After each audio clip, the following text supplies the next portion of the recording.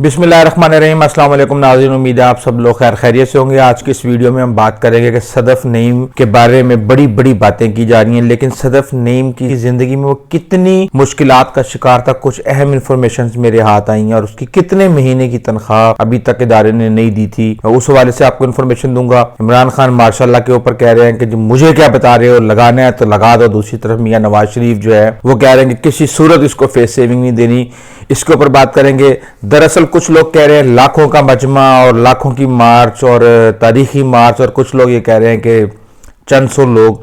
इसकी क्या हकीकत है, इसके ऊपर भी बात करेंगे। और कुछ हम अरशद शरीफ के ऊपर भी बात करेंगे, अरशद शरीफ केस के ऊपर। सबसे पहले बात शुरू करते हैं कि कितने बंदे हैं इस वक्त लॉन्ग मार्च के अंदर। देखें, लॉन्ग मार्च जिस तरह की लॉन्ग मार्च हो रही है, इस तरह के लॉन्ग मार्च तो हमने कभी भी जिंदगी में नहीं देखे। इससे पहले तारुल कादी ने बड़ी लॉन्ग मार्च की हैं। वो उनके लोग साजो सामान के साथ अपने बोरिया बिस्तर लेके साथ चलते थे, और जैसे जैसे लॉन्ग मार्च चलती थी वो उसके साथ होते थे। उनका लीडर उनके साथ उधर ही कंटेनर के अंदर मौजूद होता था। यही चीज हमने मौलाना फजलुर रहमान की मार्च में भी देखी। लेकिन ये एक अनोखी मार्च है जिसके अंदर रात को सारे अपने अपने घरों को चले जाते हैं, जाके आराम से सुकून से सोते हैं, और उसके बाद सुबह नहा धो के नाश्ता करके नए कपड़े पहन के और 11 साढ़े 11 12 बजे के करीब आना शुरू हो जाते हैं, और तकरीबन शाम के टाइम लोग इकट्ठे होते हैं। अभी लोग इकट्ठे कैसे हो जाते हैं, देखें इसके अंदर इन्होंने कुछ पॉइंट्स मार्क किए हुए हैं कि कामों की, गुजरावाला, सियालकोट, फलां फलां फलां। इन्होंने ये दरअसल एक जलसे का माहौल बनाया हुआ है। अगर सुबह को अगर कामों की से चलता है जलसा, तो उस वक्त इतने लोग मौजूद नहीं होते। रास्ते में तमाशा देखने के लिए, इमरान खान को देखने के लिए, और इस तरह से दीगर लोग वहां पे सड़कों के इर्द गिर्द मौजूद होते हैं। जो इमरान खान के अपने लोग हैं, जो वहां पे एहलकार हैं, जो मुंतजमीन है, जो कारकुन है, वो साथ होते हैं, और वो तादाद चंद हजार के अंदर है।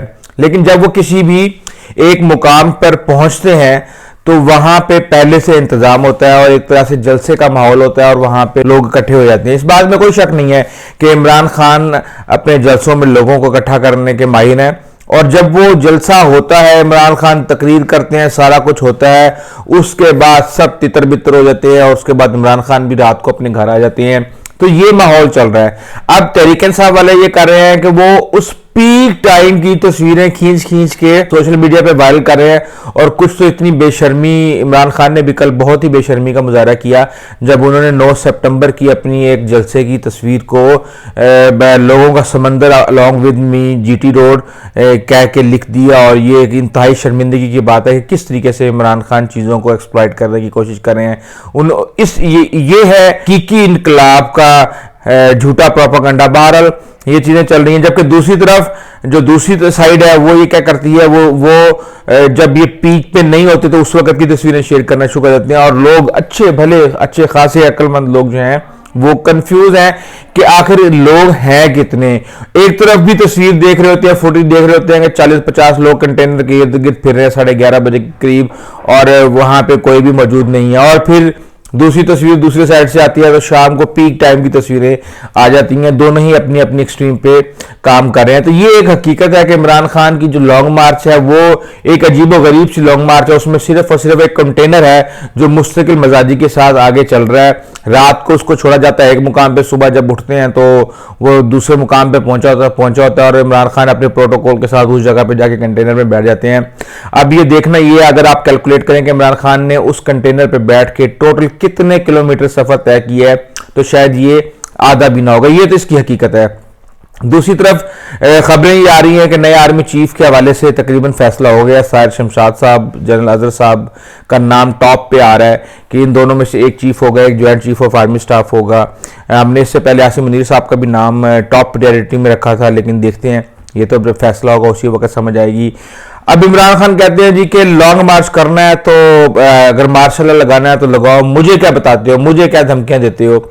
दूसरी तरफ मियां नवाज शरीफ कह रहे हैं कि इसको किसी सूरत भी फेस सेविंग नहीं देनी, चाहे बंदे 2000 हो या बंदे 20,000 हो।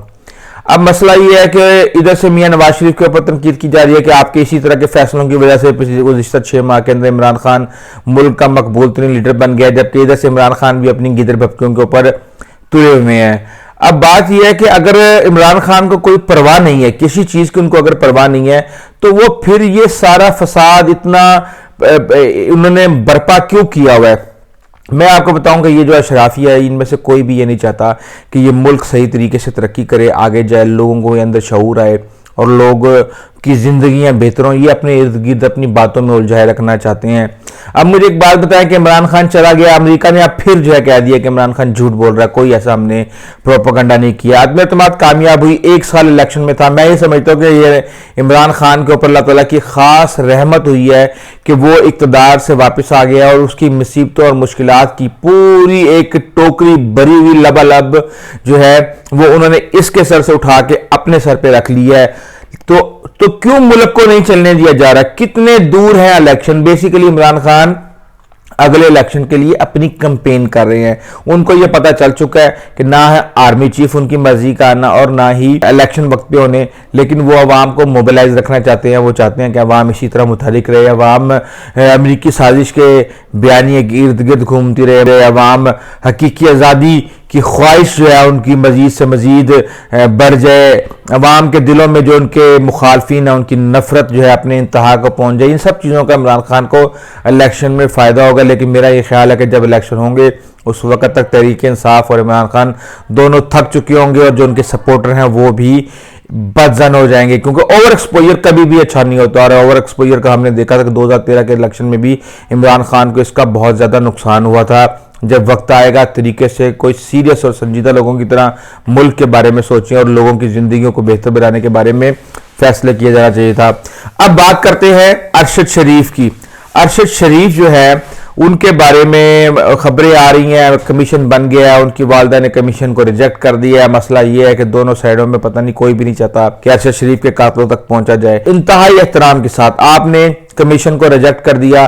آپ کمیشن کو ریجیکٹ کرنے کے بعد بتائیں اور کون سا ایسا رستہ ہے جو سچائی تک پہنچ سکے؟ آپ کو پتہ ہے بے نظیر بھٹو کے قتل کے بعد سکاٹ لینڈ یارڈ پاکستان آیا تھا اور وہ سکاٹ لینڈ یارڈ کیا کر سکا، کیسے کر سکا؟ کچھ بھی نہیں کر سکا۔ جب تک کہ ایک نیت صاف نہ ہو آپ کی، کوئی کام صحیح طریقے سے نہیں ہو سکتا۔ اس لیے میں یہ چاہوں گا کہ چاہے آپ نے UN سے کروانی ہے، چاہے آپ نے کسی اور سے کروانی ہے، آپ کو یہ چاہیے کہ آپ جو انکوائری جس طرح سے جیسے بھی ہو رہی ہے اس کو ہونے دیا جائے، اور ساتھ یہ کہا جائے کہ اس کے ساتھ مزید انکوائری بھی ہونی چاہیے اور مزید فیکٹ فائنڈنگ کمیٹیاں بھی ہونی چاہیے۔ صدر نعیم کے بارے میں آپ کو بتا دوں کہ وہ بیچاری، مسئلہ یہ ہے کہ اس ملک کے اندر ہر ایک کے مرنے کے بعد ہی اس کی قدر ہوتی ہے اور پھر اس کے بارے میں ڈسکشن ہوتی ہے، اس کے بارے میں جانا جاتا ہے، پہچانا جاتا ہے اور پھر افسوس کا اظہار بھی کیا جاتا ہے کہ وہ فلاں ایسا تھا، فلاں ایسا تھا، فلاں ایسا تھا۔